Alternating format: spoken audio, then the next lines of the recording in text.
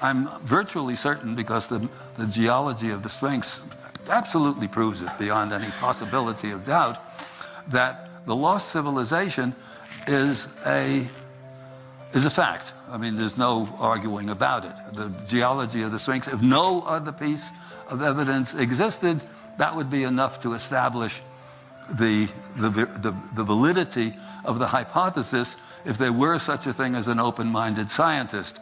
And these are few and far between. They're the next rarest thing to a fundamentalist Christian who loves his enemies, who are even rarer. And still more rare is a visionary billionaire with a conscience and principles.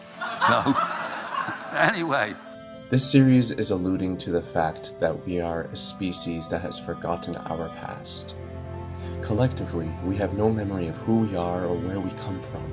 Our recorded history only goes back 6,000 years before becoming a blur. Archaeological findings here and there point out fragmentations of our history, but only fragmentations that we use to create our assumptions on the past. Consider these facts. The human fossil record shows that we have remained the same, anatomically speaking, for at least 180,000 years, which means the humans 180,000 years ago looked exactly like us. They had the same brain size, the same cognitive capabilities. They were as we are now. The current established belief in the scientific community is that we gradually developed as hunter-gatherers for the entirety of that 180,000 years to the present. They say that the transition from the Stone Age to being what we are now took roughly 10,000 years. And yet, the new evidence contradicts this established view. Evidence pertaining to the catastrophic events taking place during the last epoch of time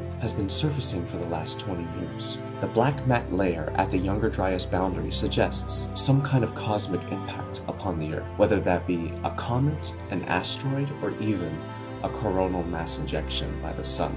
We will get into the implications of this in episode 9, but for now, I want to focus on the initial evidence suggesting a forgotten episode in our history. A crucial period of time that humanity once developed into an advanced worldwide civilization once before, and that this civilization was destroyed in a series of catastrophic events. These events have been recorded into the traditions and stories of religions all around the world. Skeptics ask, what is the physical evidence of this lost civilization? Let's start with the Sphinx. For those who don't know, the Sphinx is far older than what the Egyptologists claim. The reason being is that there is water erosion carved deep into the original limestone. Because when you look at the Sphinx, as a geologist with a geological eye, this was not weathered by wind and sand. This was not desert erosion and weathering that I saw on the Sphinx, the body of the Sphinx, which is very difficult to tell because it's been heavily repaired and reworked, but particularly on the walls of what are known as the Sphinx enclosure. The Sphinx enclosure is important because it preserves a lot of the details. They carved down into the rock to free up the body, what I call the core body of the Sphinx. And it's that core body and the walls of the enclosure, more or less the quarry around it, if you want to use that term, that show these ancient weathering, precipitation, erosional features that are incompatible with the last 5,000 years of climatic history on the eastern edge of the Sahara. This specific water erosion is typically caused by heavy rainfall. This new geological dating contradicts established history, simply because the last time Egypt had a climate that produced a sufficient amount of heavy rainfall necessary to erode limestone to this degree was during the last ice age 12,500 years ago, back when tropical-like conditions permeated the area. Here you see it in that picture, the vertical fissures that can only be caused by precipitation. The rocks are like a layer cake, so it takes out the softer layers, it recedes the softer layers, some of the harder layers stick out further, but the water also finds its way down crevices and cracks, natural features that are slightly softer, and it forms these vertical fissures. I want to make the point because a lot of people get confused. They say, couldn't it be rising Nile floods? No. Geologically, that would give a very different signature on the rock. It's not floods coming up from the bottom. It's actually precipitation and rainfall runoff coming from above. Initially, I was thinking 5 to 7,000 BC. That was very conservative based on the geological data. But now I believe we're talking prior to 9,700 BC for the original construction of the Sphinx. And at 9,700 BC, we have the end of the Younger Dryas, the end of the glacial epoch, the end of the last ice age. What kind of hunter-gathering, forest-dwelling humans were making a massive megalithic sculpture, created not by blocks of stone, but by carving out the original limestone in the bedrock of the earth? Well, given the confirmation that the human brain has remained the same for 180,000 years, perhaps sophisticated technological advances happened once before. That's lost knowledge. This is one of the blocks of the Valley Temple. These blocks here weigh somewhere around 100 tons each. The biggest modern cranes can only barely handle material of that weight, and those of you who saw The Mystery of the Sphinx know from the interview with Jesse Warren, the project manager, where they had one of these largest cranes, saying that, in fact, the logistic problems of manipulating these things into place today, we at present cannot solve. In other words, this is, however they did this, we don't know. Back when John Anthony West, Robert Schoch, Graham Hancock, and Robert Bouval first proposed this peculiarity, the mainstream Egyptologists immediately shunned them, asking in a mockingly manner, "Where is the evidence of this lost civilization? Show us one other example."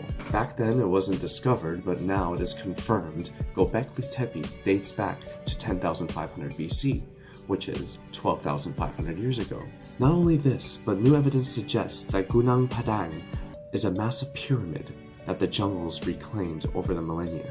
Its core samples date to 22,000 BC. When Danny Hillman asked the government of Indonesia permission to excavate the site, they granted him, only to suddenly stop the entire project, pulling his funding, saying that they know that the mound is just a natural hill. Cases like these occur more often than not, where the established mainstream suppresses anyone who seeks out to find out the truth of the matter. What's more frustrating is that these skeptics do not take facts into consideration. For example, if a comet the size of Ontario Life were to hit the Earth right now, it would obliterate almost all trace of our civilization. The kinetic force would be equivalent to that of all the nuclear arsenal in the world combined. It would produce tidal waves and earthquakes. The debris would block out the sun, causing a nuclear winter that would last for hundreds of years. What would be left after thousands of years? There's this incredible complacency and arrogance of modern civilization, that we are the apex and pinnacle of the human story, that we're the best that's ever come, and that's a danger. Mythologically, that is a very dangerous place to be.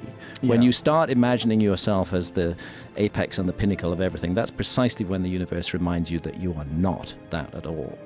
There's a documentary that you should watch called 10,000 Years After People that shows that the only things left if human beings were to suddenly disappear after 10,000 years would be Mount Rushmore, the Grand Dams, and of course, yet again, the Great Pyramids.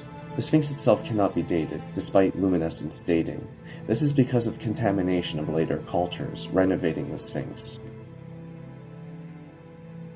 Its head is clearly out of proportion to the rest of the body, leading John Anthony West to believe that the head was once depicting the face of a lion, and was later recarved into the face we see now, due to the intense weathering that it must have endured. The Sphinx itself is an equinoctial marker, pointing directly due east, facing the rising sun at the dawn of the spring equinox. What you will see in the following episodes is how all megalithic sites around the world are designed to keep track of a measurement of time known as the precession of the equinoxes, a cycle of time that only sophisticated astronomers could measure, and in the case of the Sphinx, during the spring equinox 12,500 years ago, the sun would rise against the backdrop of the constellation of Leo, Leo the Lion. Crichton mentioned this business of precession. If you precess the stars of Orion's belt to the beginning of the present precession cycle, you get to this date of 10,500 BC, and everything locks. The pyramid locks with the 3 stars of Orion's belt, the Sphinx locks with the constellation of Leo. Now, the constellations themselves have been interpreted differently by different cultures over thousands of years, of course. But there is evidence that suggests that some of the constellation figures have remained exactly as they are for the many millennia, such as Leo. Another controversial aspect about the Sphinx, in my opinion, would be the fact that it clearly features the face of an African person. I believe this ties into the Out of Africa theory, a theory that is not just subjected to archaeological evidence, but is supported by the Human Genome Project,